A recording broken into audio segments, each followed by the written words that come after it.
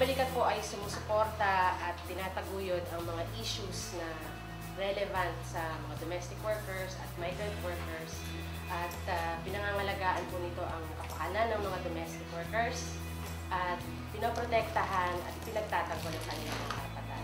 Isa po sa gawain ng Kabalikat ang magbigay impormasyon sa kanyang mga members at pati na rin sa community na ating kinabibilangan.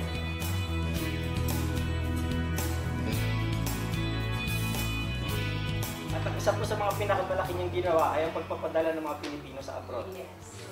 Binuo po niya yung tinatawag na labor export policy dahil napakarami po nating utang.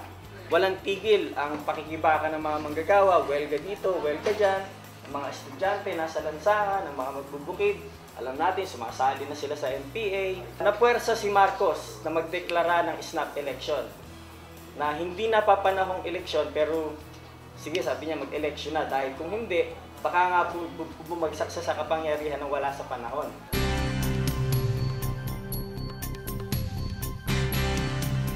Gloria Macapagal Arroyo at nung current yung Commission on Elections na chairman si Virgilio Garciliano. Doon po sa tape na yon, recorded conversation, ang usapan po ay yung boses ni GMA nagtatanong kay Garci sa Maguindanao kung pwede ba siya mabigyan ng 1 milyong boto na lamang kay basta sa kahit ng FPJ. Brief information sa Upland Bataylaya, it's a policy of the government to like lump everyone parang enemies of state. Kahit ano ka lang, you're a legal organization, pwede kang naputin, patayin, or detain without warrants of arrest. Example is yung Morong 43, no? Kaya they charge them with trumped up charges. Education course for the election this May 10. Kasi kailangan, walang nakakaalam kasi bago yung proseso.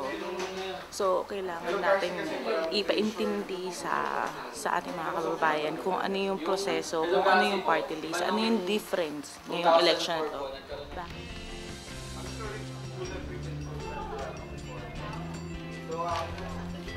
Pag-boboto kayo, pag-ibigay ng kandidato, dapat yung history niya, yung memoria,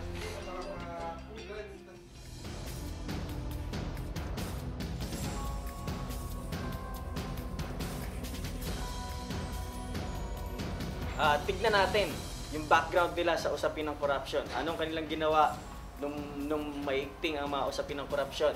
Nung mayroong impeachment case laban kay Arroyo, sino sa kanila ang nanindigan, tumayo laban kay Arroyo? Sa usapin ng lupa, alin po ba ang mas malaking usapin ngayon? Yung usapin po ba ng real estate? O yung usapin ng mga hacienda at ng pangangamkam ng lupa, ng ESITEC, yan. I-weigh po natin, tayo po ang magtimbang. Sino po ba ang mga senador na kanilang dinadala o nagdadala sa kanila? Mga tinatawag pong pseudo-progressive yan. Sila Villar po, sino po ang kanilang mga senador? Nandiyan po ang Bayan Muna at ang Gabriela Women's Party na yun nga po yung kanilang tinatawag na makabayan. Kilala po natin sila bilang mga tunay na mga makabayan. Talagang kontrang-kontra po yan pag usapin na ng pangihimasok ng dayuhan sa Pilipinas. Sino po ang tunay na nagtatanggol sa kapakanan ng mga manggagawang Pilipino na nasa abroad? Usapin ng ekonomiya. Ang mga nasa overseas din po ang bumubuhay sa ekonomiya ng Pilipinas. Ang remittance po natin ang nagpapanatiling buhay ang ekonomiya ng Pilipinas. Kaya kung wala po ang ating mga pinadadala, pinare-remit sa Pilipinas, wala na po bumagsak ng ekonomiya natin. Sino ba sa kanila ang nakita nating nagsikap mula sa pagiging mahirap hanggang sa mayaman? Okay? Sino sa kanila ang mayaman na dahil nagmana lang sila ng kayamanan? So tignan natin mabuti yun. Paano ba nila patatakbuhin yung ekonomiya natin pag sila na ang presidente?